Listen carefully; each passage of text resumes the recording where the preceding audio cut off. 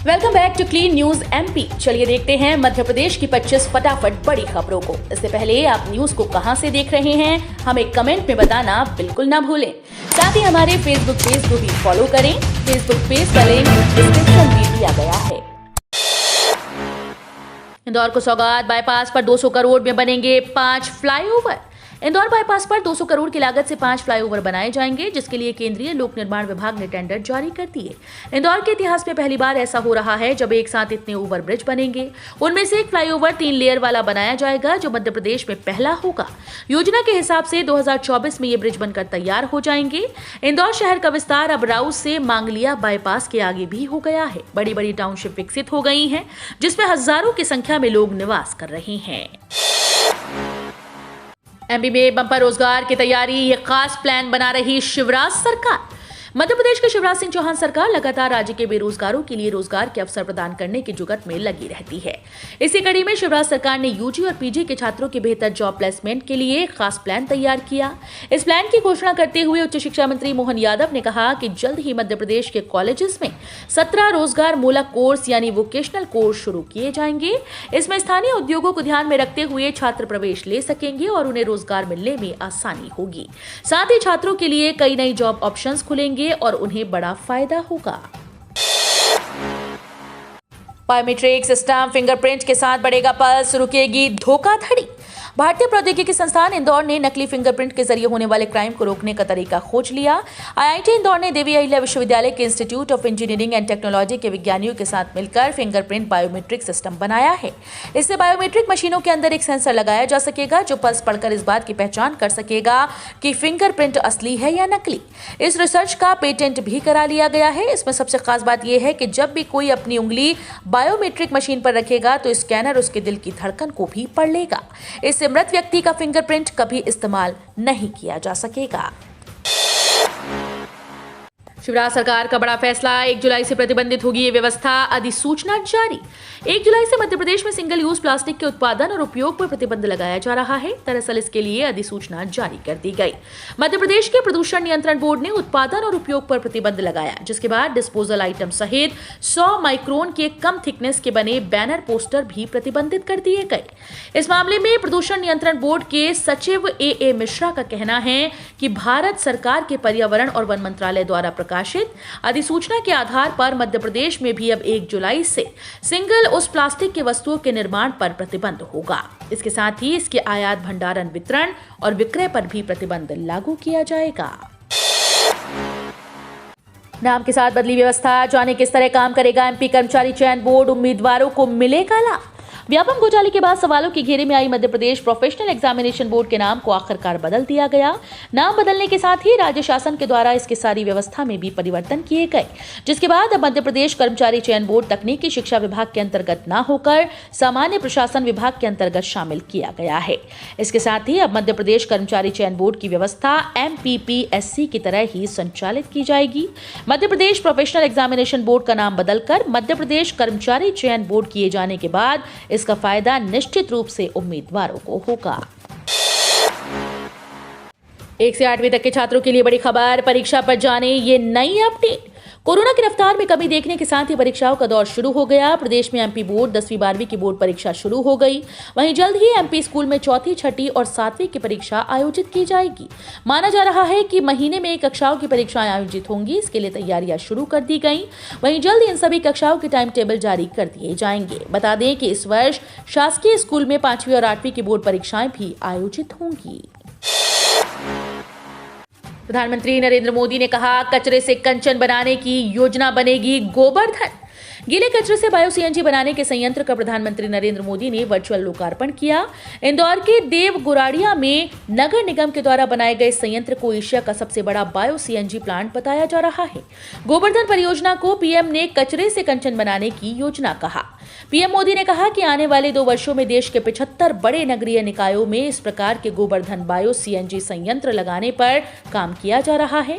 यह अभियान भारत के शहरों को स्वच्छ, प्रदूषण रहित बनाने और ग्रीन एनर्जी की दिशा में बहुत मदद करेगा। एमपी रेल यात्रियों के लिए बड़ी खबर, इन ट्रेन के स्टॉपेज में बदलाव, पैसेंजर बनकर चलेगी ये एक्सप्रेस। यात्रीगण कृपया ध्यान दीजिए, मध्य प्रदेश के रेल यात्रियों के लिए काम की खबर है। कल 20 फरवरी 2022 रविवार से श्रीधाम ओवरनाइट अमरावती मदन महल स्टेशन पर नहीं रुक रही। इसके लिए यात्रियों को जबलपुर स्टेशन पहुंचना होगा। जबलपुर मंडल द्वारा 8 ट्रेन को 28 फरवरी तक रद्द कर दिया गया है, जिसकी शुरुआत हो चुकी है।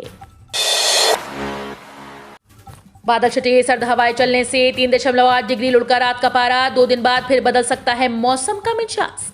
बादल छटने के साथ ही हवाओं का रुख भी बदलकर उत्तरी हो गया। सर्द हवाएं चलने से राजधानी में रात का तापमान 3.8 डिग्री सेल्सियस तक लुढ़क गया।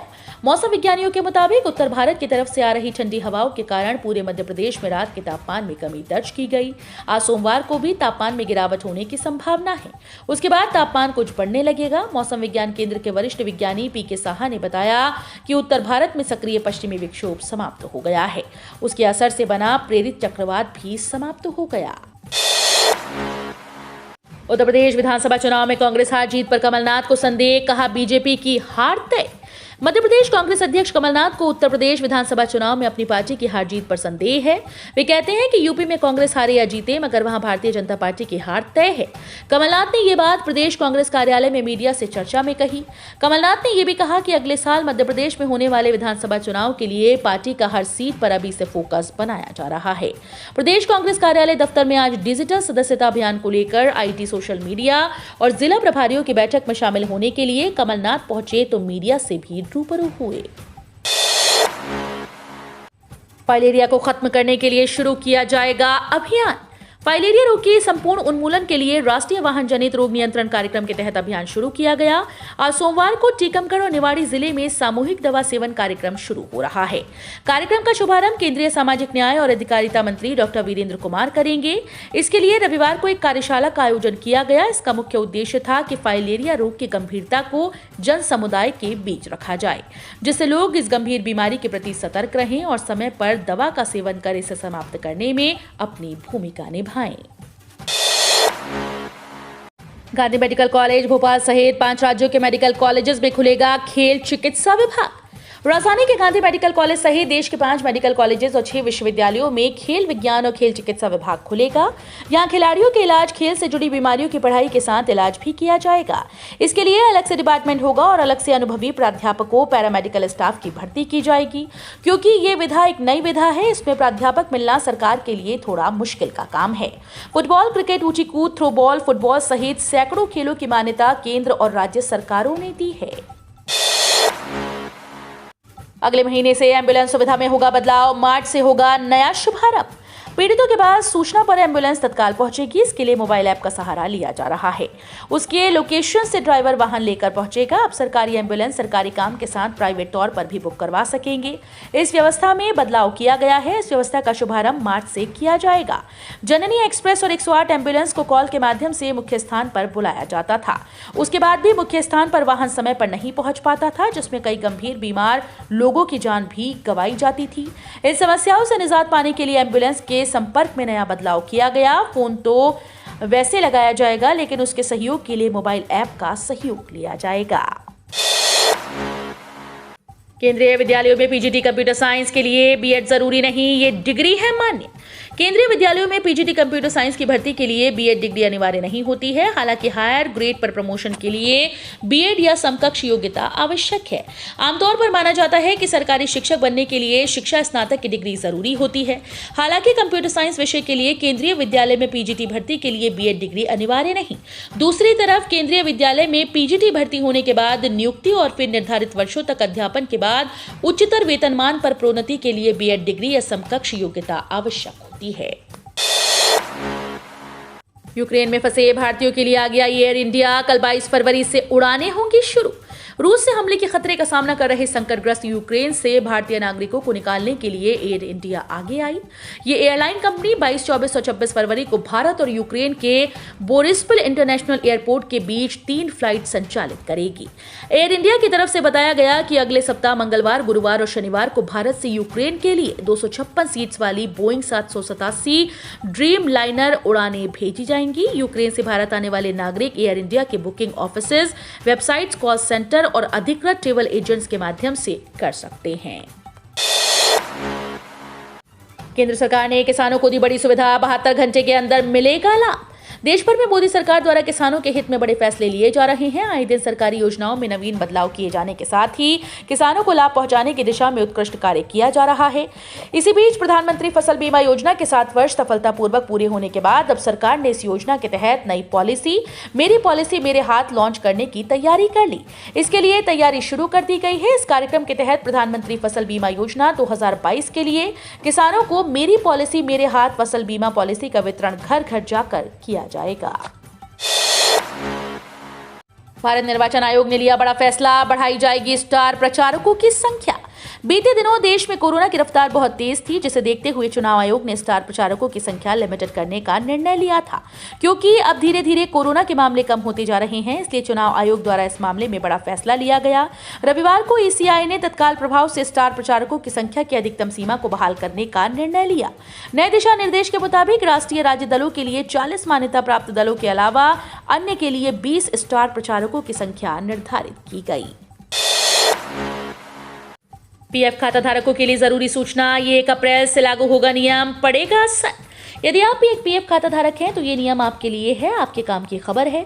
अब सरकार एक नया नियम लागू करने जा रही है, जिसका असर सीधे देश के 6 करोड़ से अधिक पीएफ खाता धारकों और ईपीएफओ के सदस्यों पर होगा। असल में केंद्र सरकार 1 अप्रैल से नए आयकर कानूनों को लागू करने जा रही है। नया नियम 1 अप्रैल से लागू होगा, जिसके तहत सीमा से अधिक योगदान से होने वाली आयकर योग्य होगी। 31 मार्च 2021 तक कर्मचारी द्वारा किए गए सभी योगदानों को गैर कर योग्य योगदान माना जाएगा। ध्यान दिया जाना चाहिए कि अतिरिक्त राशि पर ब्याज की गणना गैर कर योग्य योगदान और कर योग्य योगदान के लिए अलग से की जाएगी। ओमिक्रॉन और डेल्टा के बाद आया कोरोना का नया वेरिएंट डेल्टा क्रोन। इस देश में आया पहला मामला। कोरोना वायरस के बाद एक नए वेरिएंट आते जा रहे हैं। डेल्टा और ओमिक्रॉन के बाद अब एक नया वेरिएंट डेल्टा क्रॉन आ गया।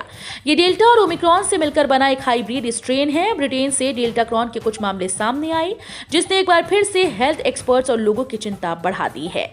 हालांकि यूके की हेल्थ सिक्योरिटीज एजेंसी का कहना है कि वे अभी इसके बारे में चिंतित नहीं है, क्योंकि इसके मामले कम हैं। मध्य प्रदेश के इंदौर, उज्जैन और रतलाम सराफा बाजार में सोने चांदी के रेट जानी। एक दिन पहले के विदेशी बाजार में सोने की मजबूती के असर शनिवार को घरेलू बाजार में दिखा। सोने के भाव में आंशिक सुधार रहा। सोना कैडबरी 100 रुपए से बढ़कर 50,900 रुपए प्रति 10 ग्राम पर पहुंच गया। वहीं अंतर्राष्ट्रीय बुलियन वायदा मार्केट में सप्ताह के अंतिम कारोबारी दिवस से पहले 1900 का स्तर पार करने के बाद रात को सोने में मुनाफा वसूली की बिकवाली से कामेक्स पर सोना $5 टूटकर $1897 प्रति औंस रह गया। इधर चांदी में नीचे दामों पर लेवाली अच्छी निकलने और बिकवाल कम होने से भाव में तेजी रही। इंदौर में चांदी 200 रुपए उछलकर 64,900 रुपए प्रति किलो पहुंच गई। चांदी के गहनों में ग्रामीण क्षेत्रों के साथ ही औद्योगिक क्षेत्रों की मांग बताई जा रही है। भोपाल नर्मदापुरम संभाग के लिए अब तक करीब 1255 करोड़ की जल प्रदाय योजनाएं मंजूर। मध्य प्रदेश की ग्रामीण आबादी को उनके घर में ही पेयजल उपलब्ध करवाने के प्रयास जारी हैं। इसके तहत भोपाल और नर्मदापुरम संभाग के लिए अब तक करीब 1255 करोड़ रुपए की जल प्रदाय योजनाओं को मंजूरी प्रदान की गई। आधिकारिक जानकारी के अनुसार लोक स्वास्थ्य यांत्रिकी विभाग और जल निगम द्वारा भोपाल नर्मदापुरम संभाग के भोपाल, विदिशा, रायसेन, सीहोर, राजगढ़, नर्मदापुरम, हरदा और बैतूल जिले में अब तक 1254 करोड़ 70,17,000 रुपए की लागत की 2,279 जल प्रदाय योजनाओं पर विभाग के मैदानी अमले के द्वारा जल जीवन मिशन के मापदंडों के अनुसार शुरू किए गए हैं। भारतीय डाक विभाग दे रहा 10वीं पास युवाओं को नौकरी का मौका। भारतीय डाक विभाग ने हाल ही में भर्ती के लिए नोटिफिकेशन जारी कर दिया। 10वीं पास युवाओं के लिए सुनहरा मौका है। भारतीय डाक विभाग ने स्टाफ कार ड्राइवर के पद पर भर्ती के लिए नोटिफिकेशन जारी कर दिए। नौकरी की चाह रखने वाले उम्मीदवार 15 मार्च 2022 तक आवेदन कर सकते हैं। सूचना के मुताबिक उम्मीदवार ऑफलाइन आवेदन कर सकते हैं। इसके लिए उम्मीदवारों को इंडियन पोस्ट की ऑफिशियल वेबसाइट पर जाकर भर्ती सेक्शन में दिए गए लिंक को क्लिक करना होगा और स्टाफ कार ड्राइवर सीधी भर्ती का विज्ञापन डाउनलोड कर सकते हैं और उसमें सारे डिटेल्स भरकर 15 मार्च तक दिए गए पते पर अपना आवेदन पत्र भेज सकते हैं। इस पॉलिसी में केवल एक बार भरे प्रीमियम, लाइफ टाइम मिलेगी पेंशन, जाने खास प्लान। LIC यानी भारतीय जीवन बीमा निगम एक बीमा कंपनी है जिस पर देश का मध्यम वर्ग सबसे ज्यादा भरोसा करता है। LIC एक बेहतरीन पॉलिसी है जिसमें निवेश करने पर आपको जिंदगी भर की पेंशन का लाभ मिलता है। इस पॉलिसी का नाम है LIC सरल पेंशन प्लान। इस प्लान की खास बात यह है कि निवेश करने के साथ ही पेंशन की सुविधा मिलने लगती है। ऐसे में आप पेंशन प्राप्त करने के लिए 60 साल का इंतजार नहीं करना पड़ेगा। आप 40 की उम्र से भी पेंशन प्राप्त कर सकते हैं। इस पॉलिसी को खरीदने के बाद से ही निवेश को पेंशन का लाभ मिलना शुरू हो जाता है। ये लाभ बीमा धारक की मृत्यु तक मिलता रहता है। मार्च में 13 दिन तक बंद रहेंगे बैंक, फटाफट निपटा लें जरूरी काम। अगर बैंक से संबंधित कोई जरूरी काम है तो फटाफट निपटा लीजिए। मार्च 2022 में होली और महाशिवरात्रि जैसे बड़े त्योहारों और शनिवार रविवार के चलते पूरे 13 दिन बैंक बंद रहने वाले हैं, जिसके चलते चेकबुक, पासबुक, ATM और अकाउंट ट्रांजैक्शन संबंधित काम प्रभावित हो सकते हैं। हालांकि ऑनलाइन सुविधा जारी रहेगी। हर महीने भारतीय रिजर्व बैंक की छुट्टियां अलग अलग राज्यों के हिसाब से तय करती है, यानी कुछ दिन महज कुछ राज्यों में ही बैंक बंद रहेंगे, लेकिन अन्य राज्यों में सभी बैंकिंग कार्य आम दिनों की तरह ही चलते रहेंगे। 1000 से नीचे आए प्रदेश में कोरोना मरीजों की संख्या, 950 संक्रमित मिले। प्रदेश में कोरोना के मरीजों की संख्या लगातार कम होते हुए 1000 से नीचे आ गई। 68,952 सैंपल की जांच में 950 मरीज मिले। इस तरह संक्रमण दर 1.3% रही। तीसरी लहर में पहली बार संक्रमण दर 1.5% से नीचे आई। प्रदेश के 21 जिलों में 10 से कम मरीज मिले। अशोकनगर, भिंड, बुरहानपुर और निवाड़ी में एक भी मरीज नहीं मिला। सबसे ज्यादा मरीज भोपाल में मिल रहे हैं। शनिवार को भी यहां पर 5,102 सैंपल की जांच में 214 मरीज मिले। इस तरह संक्रमण दर 4% रही। प्रदेश में सक्रिय मरीजों की संख्या अब 7,527 पर आ गई, जो 22 जनवरी को 71,000 से ऊपर पहुंच गई थी। तो ये थी आज की 25 फटाफट बड़ी खबरें। अगर आपको न्यूज पसंद आई हो तो वीडियो को लाइक और शेयर जरूर करें। धन्यवाद।